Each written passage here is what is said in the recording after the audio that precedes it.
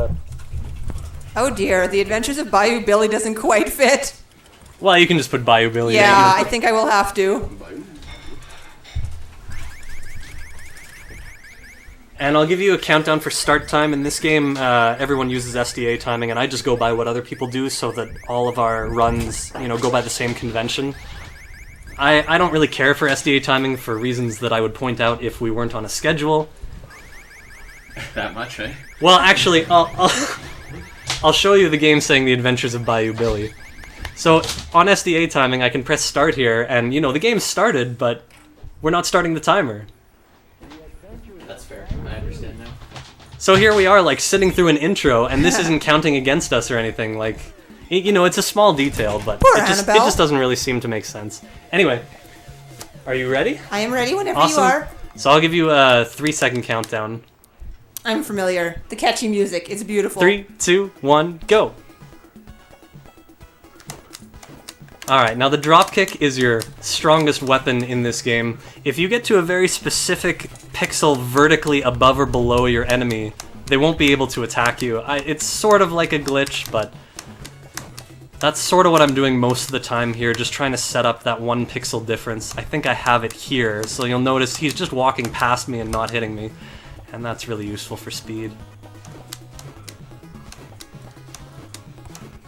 And I got it there as well. And it looks like he's not going to attack me either.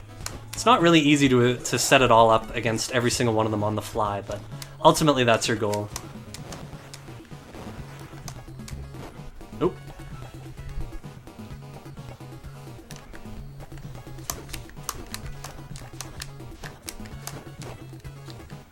These guys get really confused when you drop kick to the other side of them, so the best strategy in general when there aren't this many of them on the screen is to just sort of alternate back and forth like this. But these guys are being very annoying right now. Here we go. Come back. Come back. Oh, I thought he was done. Oh, I still thought he was done. There we go. So people like to think of this as one of the hardest Konami games ever, one of the cruelest, and for that reason, it wasn't well received by a lot of kids. This game was really difficult for kids. But in terms of speedrunning, I really like it. I find it a lot of fun.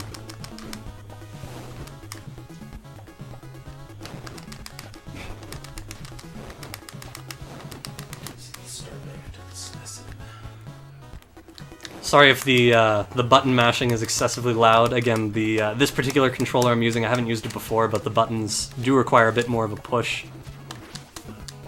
So here we're trying to collect the guns from these two guys before they turn around. We got them both there.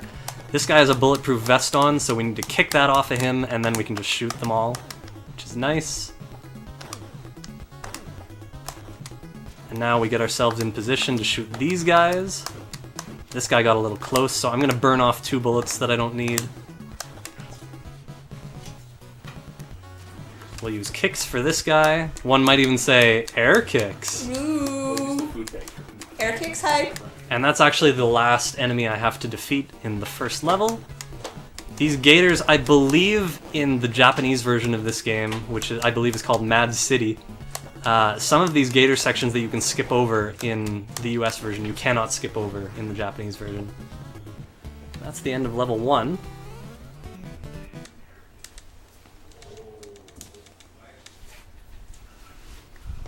Not much to say about level 2. It's really fun, especially for kids. They did a really good job of making a shooter level that combines, shooting enemies with, picking up power-ups and things like that. Things are pretty safe for the most part. If you do game mode A, you'll be using the zapper instead of the controller, but I didn't want to make this too complicated or too loud, so I'm just doing game mode B.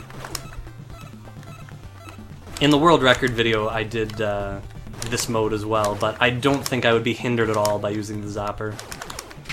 It would just be a change of pace, basically.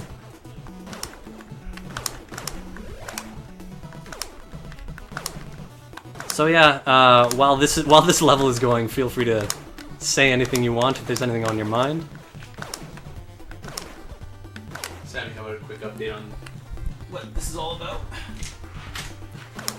Yeah, for those of you who came in from Proton John's stream, or perhaps anywhere else, this is Slurpathon 3. We are raising money for Slurpeeninja and Iris Joker to get to AGDQ to do a trauma center run. As it was just linked in the chat, there is information and the schedule. If any of you can help out, either by donations or by spreading the word, even just by tweeting it or posting, any help we can get is very much appreciated. We've had a great number of supports so far, and we're very grateful for all of it. In addition, if you donate $5 or more, you will be entered in a raffle to win either, we have some different Steam games up, or we have some Perlers, which are shown in the Be Right Back screen, which we actually haven't shown in a little bit just because we're in the Nintendo block right now, but all of that information is available on the schedule page that Cybermorphy has told us. And we've been having a fun day so far. We have. I haven't been here for most of it, but I really wanted to be. I had to work today, unfortunately. Oh, work. Yeah. But I'm thrilled to be here, and I'm thrilled to watch the runs after mine. It's gonna be a good evening.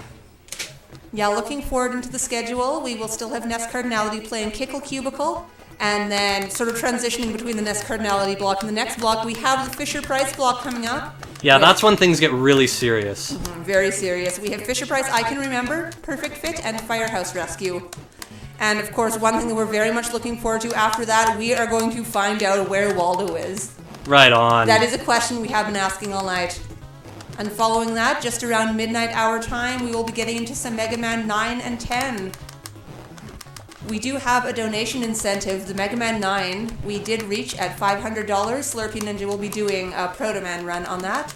And for Mega Man 10, we have a $650 donation goal for him to do base mode, and we are just about there. It looks like we are about 11 and a little bit dollars away from that, if my math is correct, which it might be wrong, I'm sorry. So we're getting very close on that.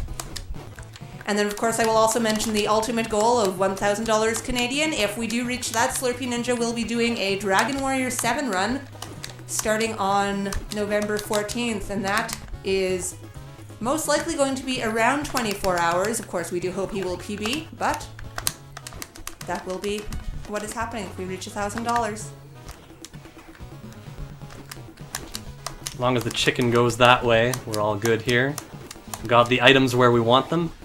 There's a little bit of randomness here. If I lose too much life against these three enemies, then I might take a death on the boss to this level, but we'll see what happens.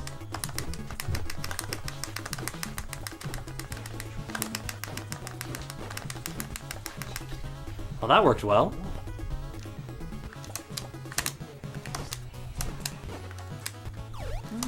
I have to be able to read the screen. Yeah, I think I took too much damage.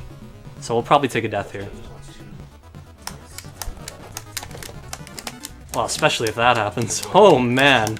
Yeah, we'll definitely take a death here. It'll be faster.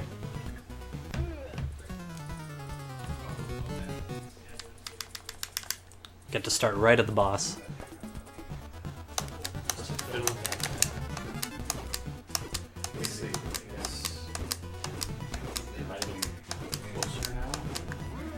Okay, now we have to get out of range. And we got it.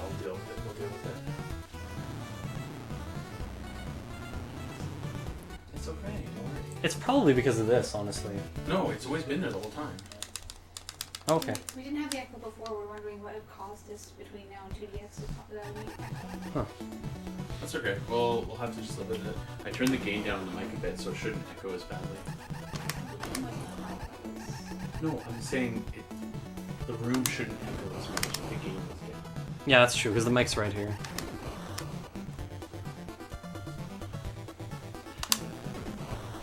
So yeah, for all the difficulty and hatred due to the difficulty this game received, it was actually a fairly ingenious concept at the time. It combined 3 different game modes, the side-scroll beat-em-up, the zapper levels, which are also really fun to do with the zapper, and then these driving stages. So it's almost like 3 games in one. Every kid's dream, except it's really, really hard.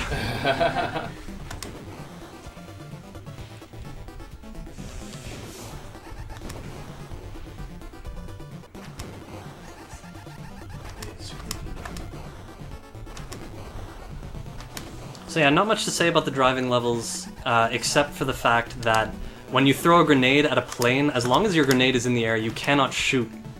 And your grenade isn't going to land on a vehicle on the road, so... if there are vehicles up ahead and you see a plane coming, it's very dangerous to try and grenade it, especially since the hitboxes are a little bit weird on these planes. Sometimes your grenade will go right through them and not hit them at all. And if that happens, it takes a while for them to land. So you see there, I didn't throw a grenade because I saw there was a Jeep coming, and I wanted to make sure I could shoot it. It's risky, to say the least, to try and drive around a Jeep as opposed to shooting it.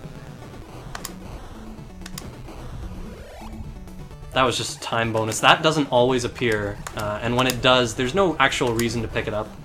But there's also no reason not to pick it up, because having extra time, like, it's not the kind of thing where at the end of the level it adds it to your score or whatever. So there's no reason not to pick it up either, so I just do, because why not? It's like style points. Now bullets, on the other hand, in the shooting stages, you'll notice I try to waste as many bullets as possible, because at the end of the stages, they do actually add your bullets to your points. And so we try and minimize that process as much as possible. But we don't get ourselves to 0 bullets, because even if you've beaten the boss, if you go down to 0 bullets, you die. It's the game's failsafe for running out of ammo. So you don't, like, soft lock the game or something like that. Have to wait for this while the game arbitrarily chooses a point bonus. And then this driving level is harder than the previous one. The enemies are the same, but if you pass a Jeep in this level, it can actually drive up from behind you and come back on the screen, so you have to be really careful if that happens. The roads, yeah, the roads are also a lot windier, so we really have to be careful when we enter a turn what our location is on the road. If we're too far from the inside, basically we might have to slow down to avoid hitting one of those poles on the side of the road. And again there, I threw a grenade and it missed. So yeah, here we were on the wrong side of the road. Another miss. We were on the wrong part of the road, so we had to slow down so that we didn't hit one of these poles. It's faster to slow down and avoid a pole than it is to crash into it and have the game recenter you on the middle of the road after a crash. A crash will kill you. We have 3 lives right now. We don't have to worry about lives, but... yeah, the time lost from a crash will be bad. And if we actually run out of lives, we just got a free one there. Which is earlier than I normally get it, which is cool. But if we run out of lives in this level, we'd have to start from the very beginning. And that would be, of course, terrible for a speedrun. So we're not going to do that. The other thing I want to mention about this level is the oil slicks. In the previous level, there were water puddles, and if you go over them, you just slow down. It slows you down to something like half speed, and you have to re-accelerate. The oil slicks actually don't seem to do anything. My only guess is that it was a programming oversight. It looks like, you know, it was meant to sort of trip you up and make your turning more slippery. But I've tested it out, and the only difference is this. Like, when you change directions, the game just makes a sound as though you're, like, skidding on the road, but it doesn't actually do anything. So again, I think that was sort of a programming oversight. Maybe the developers had to get the game in, you know, and they had, like, a super close deadline, and that was the one detail they didn't program in. Who knows? Anyway, as always, with every Konami game, the music is fantastic. There you see my grenade going straight through the helicopter and not hitting it. Just one more reason, if there's a vehicle on the road, you want to be really careful about, you know, whether or not you actually launch a grenade. It's dangerous. So here we're a little close. I tried to avoid that missile, so it got me over to the side of the road. So I had to slow down there to avoid that pole. Oh yeah, and that's the other thing. When you're turning, the hitbox of your bullets gets really, really weird. So I have to be very careful when I'm going around a turn and just adjusting. Alright, so now the secret to this level, there are these enemies that stab you, and they start off the screen. If you keep them off the screen for long enough, they just vanish. And so that's what I'm doing with my movement here. I'm just keeping them off the side, and that worked twice in a row. And then there's one more here, and we got him. So yeah, that reduced my time on this game by well over a minute, certainly. There's one on the right here, so I'm just gonna delay kicking this guy, and we got him.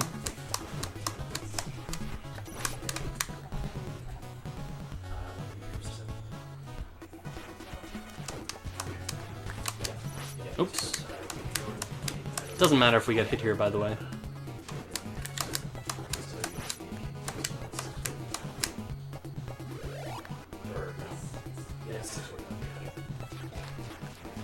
Okay, there's a guy on the left here that we're avoiding, and that should do it.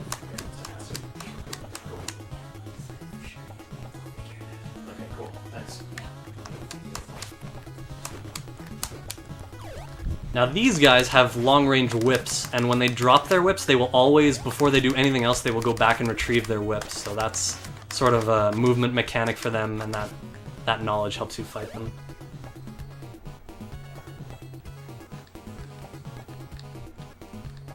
So there you see I was trying to avoid this guy, but he actually got on screen anyway. Not a big deal.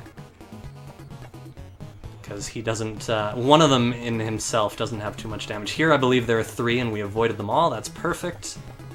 Here there's just 1 enemy. And every time he drops his whip, he's going to run away. Sometimes they have 7 hits, sometimes they have 8. It's kind of weird. Now it's essential we beat this guy before the others get on the screen, so we did really well there. And now I think I got that guy's whip, so he actually doesn't know what to do. He gets kind of confused. Alright. And then here are some enemies off screen. It looks like that one's gonna get on screen, but again, if it's only one, we can beat him really quickly with this whip from long range, and it's not a big deal. These guys require 11 whips.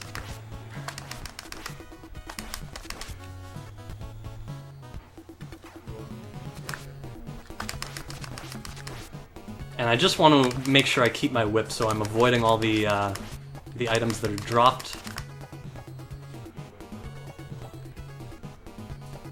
Here again, we're going to dodge the off-screen guys if we can, and we did. Oh, there are more, I forgot. So that one might worm his way on screen. We got rid of the one that was starting to appear there, but just this one we have to whip.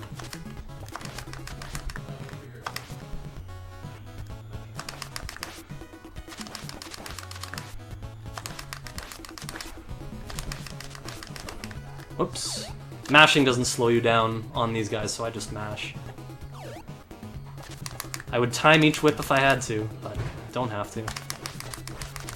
Okay, he picked up the club. So now we're in a better position to avoid the clubs.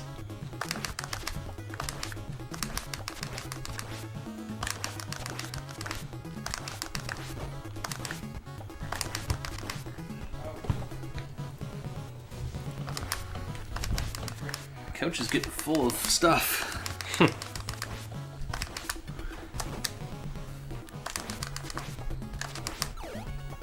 And that should be it.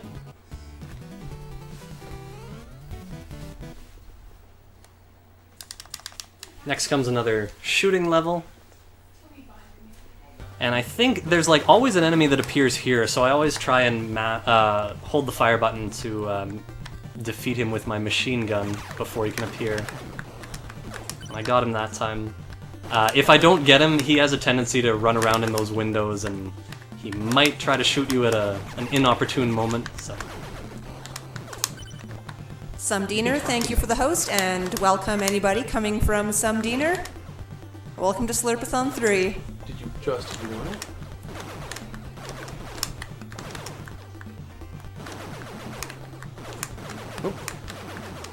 Now we're already down to 4 hits here, so I'm kind of worried about my health. We hope for a first aid kit to appear. The odds of one appearing on any given kill in this level are particularly low, but despite that, I usually get at least one somewhere along the way. And if I don't, I'll just have to be very careful against the final boss. There's one. Nice. So we're fine. There's gonna be a cyclist here, and we got him before he could shoot us.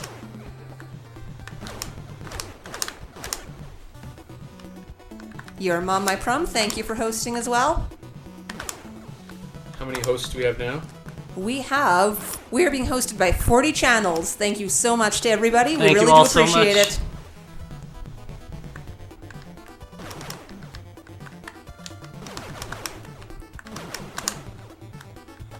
Hey, Sumdiener, thank you. We definitely have been having a great time tonight. Yeah, I pretty much just got here, and I am having a blast, and I cannot wait to watch the runs after mine. So right now we have a bulletproof vest. We don't actually have to worry about anyone shooting us. I've only taken 1 damage since the last first aid kit, so there shouldn't be anything to worry about with the boss. I find it amusing that you have a bullet count, yet you're shooting things and it's not going down. Yeah, I forgot to mention that. Every time you actually hit something with a bullet, you get your bullet back. Magic. I suppose the dynamic is another sort of failsafe to ensure that you don't just run out of bullets if you're not that skilled at this game. As long as you're relatively skilled. Got our health back again. And this is about the amount of bullets I want to have to try and drain my bullets at the very end of the fight so that we save time. So yeah, I really don't have to worry about the knives that are hitting me. The important thing is that we take down the gunner, whose shots we can't stop. Okay, I've got plenty of bullets, and we'll drain ourselves down to 1, and we're safe. They still use the same Contra sounds and everything. Yeah.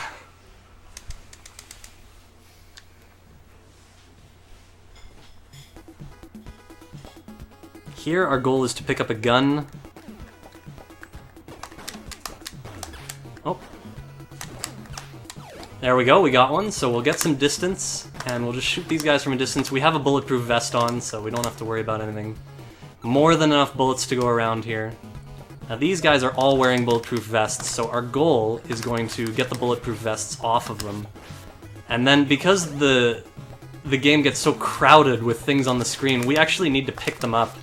Otherwise, the other characters won't be able to drop their bulletproof vests, because there can only be 3 items on the ground at any given time for a new one to drop. I'm just weaving some bullets past this guy. We just need to get his bulletproof vest off, and then we can finish this level. There we go. This is such a crazy amalgamation of different games. Yeah. Yeah, that's great. Here we have to be really precise. And we got it.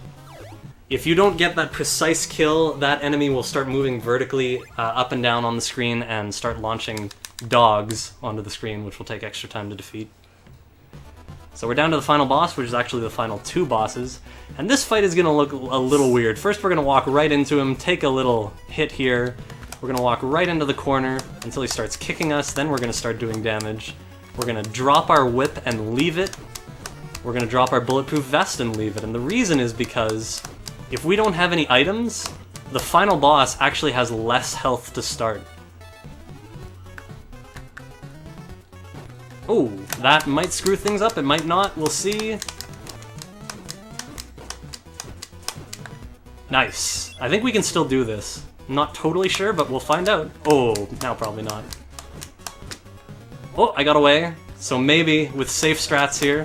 Oh, maybe not. Come on. 2 more hits. 2 more hits. We got it. Time. Oh! 22-25. Nice. That 0.98. That was scary. That was really Nice scary. job. Is that your girl? That's my girl. Is that Annabelle? Yeah. Hey, girl. Another great game with great ending credits music. No surprise, being another Konami game. But of course, we got to move on. So I'm gonna stop these ones. This track short. And this wonderful story. For a while, I didn't know what was going to happen, but I knew you would come. She knew. Oh, jeez. I mean, in what other game do you see, like, in what other NES game do you see a character crying like that? Like, look at her eyes. That's just perfect. So much emotion detailed in that one little pixel area. It's only like 3 pixels. All right.